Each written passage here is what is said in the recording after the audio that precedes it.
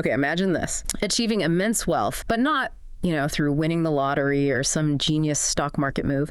Instead, starting with literally, basically a piece of trash. Just one single piece. Yeah, it sounds almost like one of those modern viral challenges, doesn't it? Yeah. But this idea, it's actually been around for, nearly 900 years. No way. Seriously. Yeah. The core premise of one of Japan's really beloved folk tales. Yeah. The Warashibe Chōja. Right, the Straw Millionaire. Exactly, the Straw Millionaire. So today we're doing a deep dive into this incredible story. We want to trace it back, figure out its origins as a Buddhist parable from way back in the 12th century, understand the sort of spiritual engine behind it, karma, compassion, all that. And then follow its kind of unlikely journey right up to today. Yeah. Because it actually connects to things like video games and even real-life social experiments. It's pretty wild. Okay, so where does this story even come from? What's the setting? Well, our sources take us back to the late Heian, early Kamakura periods in Japan. So we're talking roughly 12th century. It was a time of, let's say, significant social change, maybe instability. Okay. And the story first shows up in writing in these huge collections called Setsuwa. Setsuwa. Yeah, they're basically like didactic anecdotes or tales meant to teach Buddhist principles, usually. The most famous collection is the Konjaku Monogatarishū.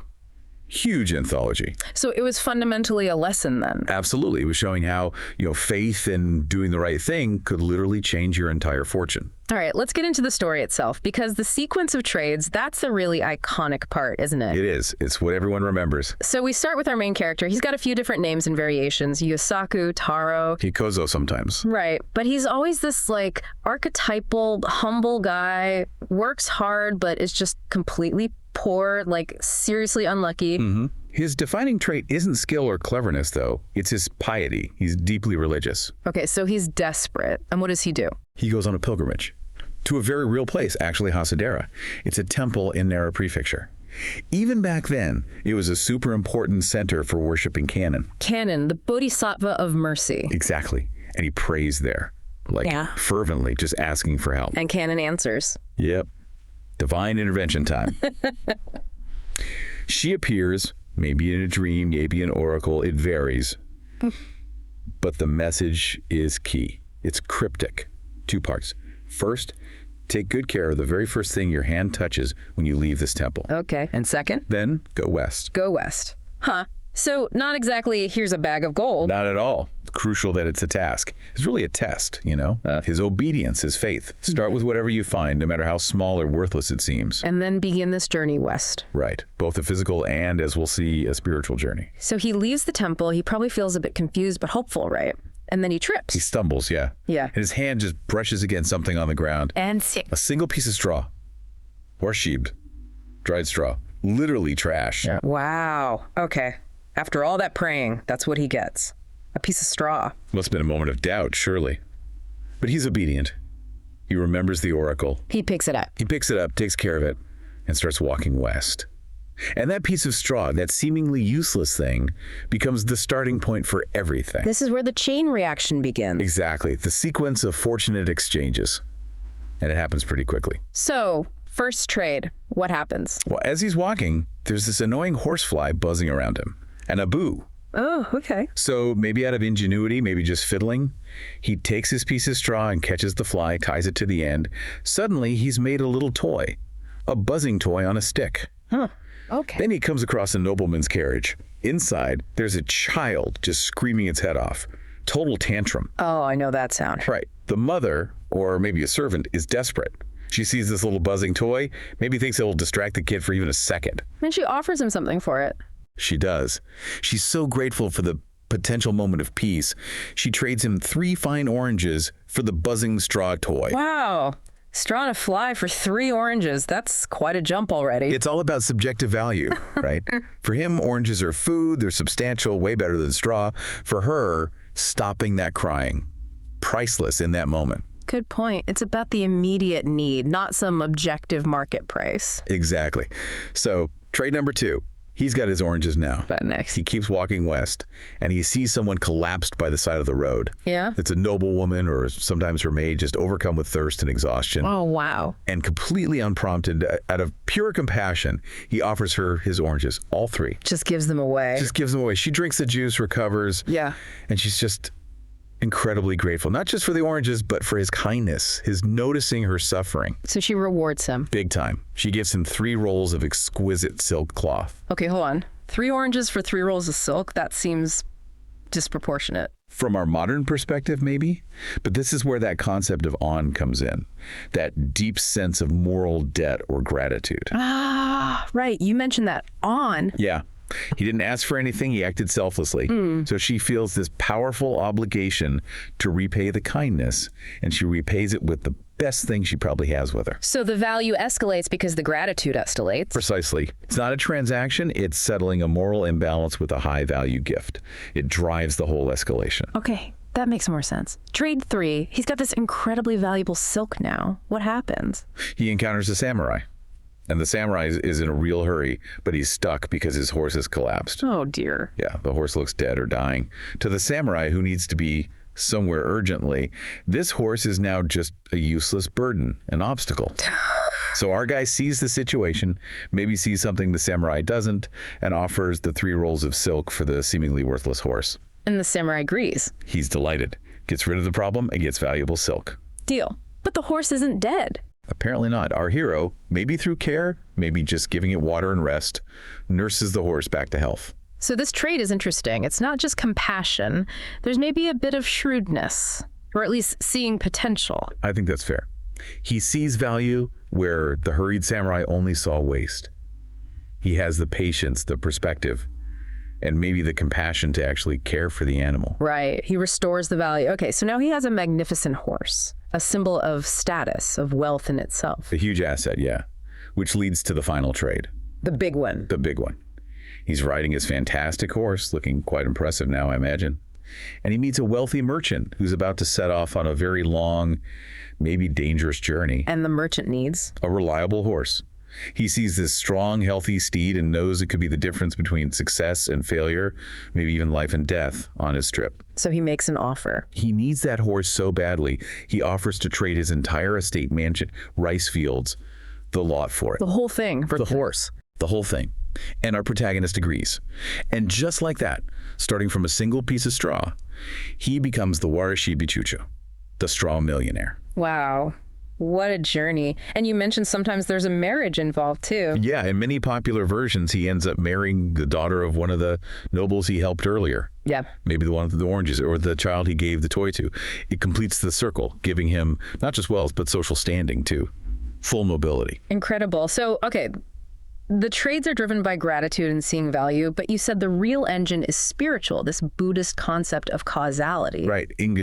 It's fundamental to understanding this story as a Buddhist parable. So how does inga work here? Is it just like, be good and good things happen? It's a bit more precise than that. It's the law of cause and effect.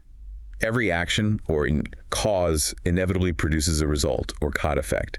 His initial piety, his devotion to Kannon, that's a virtuous cause. His spontaneous acts of kindness, giving the toy, the oranges, caring for the horse, those are also virtuous causes. And the wealth, the estate, the marriage, those are the effects. Exactly. They're the direct karmic results of his accumulated merit. Kannon doesn't just give him wealth. She sets him on a path where his own virtuous actions naturally lead to the reward he's, in a sense, already earned through his character. So the wealth feels earned, karmically speaking, not just like a lucky break. Definitely. Which makes the story much more powerful as a moral lesson. And what about that instruction? Go west. Why west specifically? Ah, yeah, that's got deep religious roots too, particularly in Pure Land Buddhism, which was huge during the Heian period when this story was taking shape. In Pure Land thought, the west is the location of Amida Buddha's Pure Land. Paradise, basically. Okay. So telling him to physically travel west, it transforms his journey from material wealth into a kind of parallel spiritual pilgrimage. He's moving towards salvation, towards enlightenment, even as he's gaining riches. So the physical and spiritual journeys mirror each other. That adds a whole other layer. It really does. It elevates the whole narrative beyond just getting rich. Let's circle back to On for a second. That sense of gratitude driving the escalating trades.